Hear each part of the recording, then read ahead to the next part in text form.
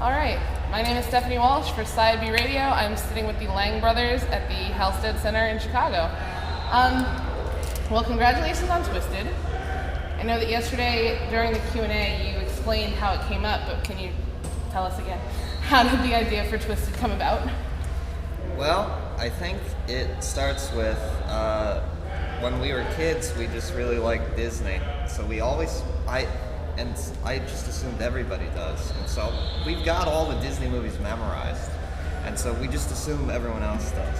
And I guess Aladdin was our favorite one.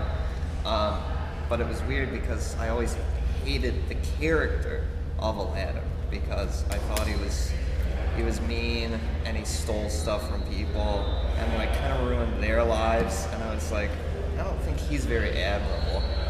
And he doesn't learn anything. He basically thinks he's a great guy, and the problem is that nobody else thinks he's great, and that he doesn't live in a big enough house. And I was like, I hate this guy. I always more sympathized with the guy who seemed to be running the city. And trying to make things better, who was Jafar.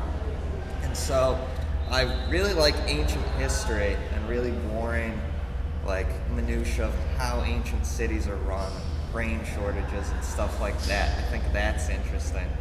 So I just like to think about Jafar trying to run Agrabah, and clearly the Sultan's not doing anything or putting forth any like reforms that the city desperately needs. He's just sitting and stacking little toy animals all day. And the princess isn't doing anything. So I just really sympathized with Jafar. And so I just had a joke that I told with Eric Hongale, and we'd just talk about a joke and said like, okay, what if the princess, what if Jasmine started a war when she sicked that tiger on that guy? Because I was like, that would probably happen in the ancient world. There'd probably be a war after that. And so we just had this joke, and then after the third Harry Potter, we were like, what if we tried to adapt that joke into sort of like Disney parody? And that's basically where it comes from. All right, well, I mean, it also takes a lot from Wicked, from what I can tell.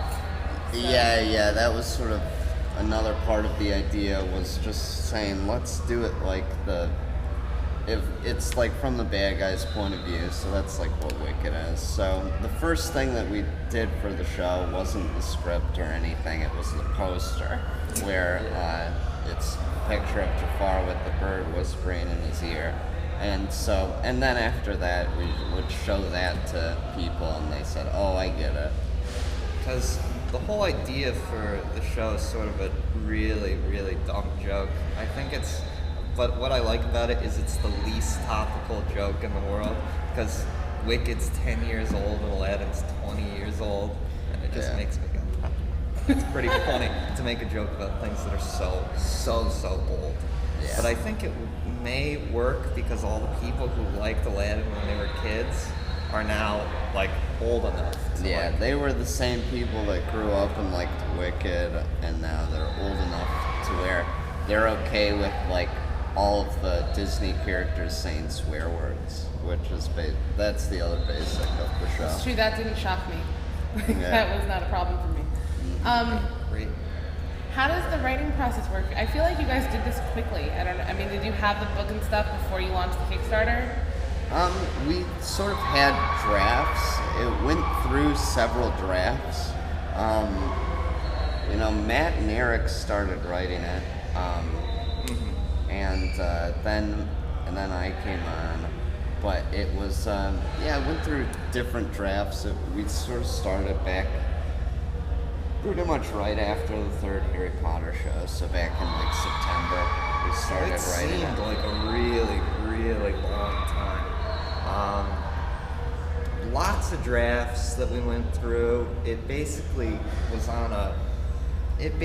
got less violent and upsetting and became what it was. The original drafts read a lot more like Game of Thrones. Wow. They were a lot more violent, vulgar, Just like, but then the joke is that it's Jafar. Yeah. Get it? But then people didn't think that was funny. Yeah, there So. used to be a scene that showed how Jafar's wife died. That Yeah, sorry, that just gave a spoiler.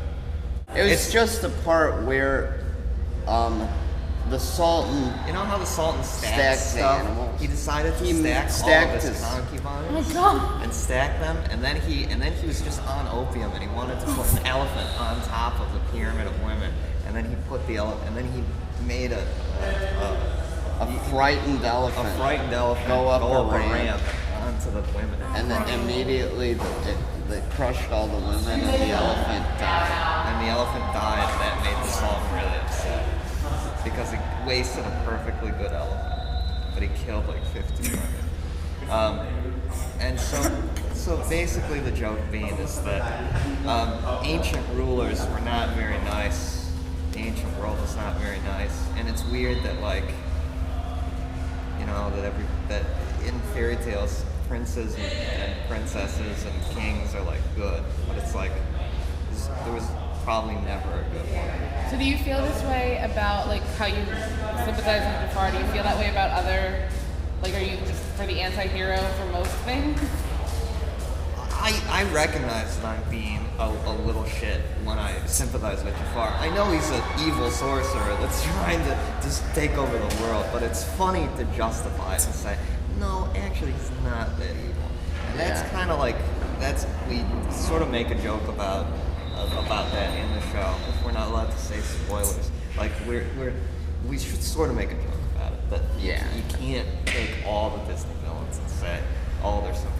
Yeah, Because there's yeah. one in particular that does something so bad that You can't just. there's no way to spin at what she does. So yeah, we recognize we're being little turds, but that's kind of the fun. It's kind of fun Yeah. to do that. It's like clearly Ariel's a better person than Ursula, you know. Clearly she turns a lot of people into Wheaties Yeah, she turns people in the weeds. and weeds and wants to kill everybody. Yeah. But And she doesn't like true love and stuff like that. yeah. Yeah. So. Do you guys, how long does it take, like the idea was a year, I guess, about for it to come to fruition. So are you guys already starting to think of the next thing, or are you just riding this wave right now?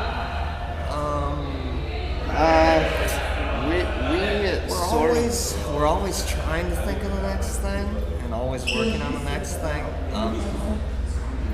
During the production of this, we were working on other projects, so we're always working on a million things at once.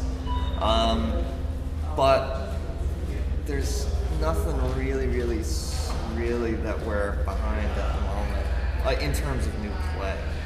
You have that graphic arts novel that you're Yeah, working on. yeah. Can we talk about that? Can you explain it? I just remember the teaser from senior year. Yeah, well, that was supposed to come out around now. It is it's a 7-part graphic novel. It was originally, like we were supposed to release one issue, every once in a while. It was supposed to come out about now, but so all 7 were supposed to be done, but we're almost done with the first one. Yeah, I don't think That'll come out in maybe 7 years. No, I don't. It'll come out sometime, but Sometime. I think probably we're the most disappointed. Then. Yeah, I don't think people cared too much about that one. So, but I like it. I think it's cool. yeah, that's a story that we've had for a long time.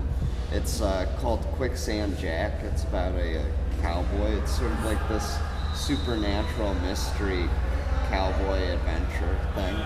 And, yeah. All right. So, getting into specifics would take a long time.